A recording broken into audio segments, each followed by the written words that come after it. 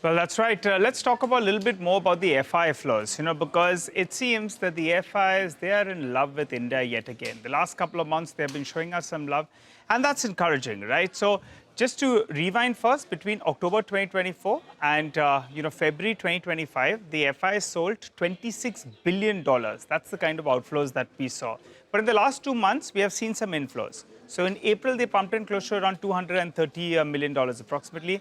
And, in March, that is, beg your pardon, $230 million. And they followed that up with close to around $1 billion in the month of April itself. Why is this important? Because the FI flows, they have turned positive for the first time in the secondary market. Remember, we are looking at these numbers as primary and secondary together. But in the secondary market, this was the first month that we had a buy number in the last 6 months. So 6 months of sell flows in the secondary market, and that turned into a buy.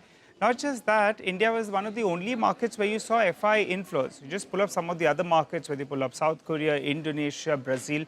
All of them saw outflows in the month of April. And India, well, we were the lone one in there, seeing $1 billion of inflows, so not a small amount coming in there. What are the factors that have played out? Why the FI is falling in love again? Well, in fact, a few factors have played out. One is their holding in the Indian markets had fallen to the lowest levels we've seen in the last many, many years. So earlier in January, it was down to around 17% approximately. So underweight on India, they're looking to turn that around. Trump's tariffs have taken center stage, but India's exports to the US account for just 2% of the GDP. So India is relatively, protected on that front. Next up, the economy is expected to grow at around 6.5% to around 7%. So that's encouraging, and it's a faster clip in comparison to other economies. And the Reserve Bank of India, what a beautiful job they've done, right? A perfect balancing act. Pivoting towards growth, they have infused some liquidity and taken care of the deficit situation that we had. And also they changed their stance. The Indian rupee, well, it's breached the 84-odd mark this week itself, so that as well was the outlier. And finally, earnings are expected to grow in double digits for the next few years.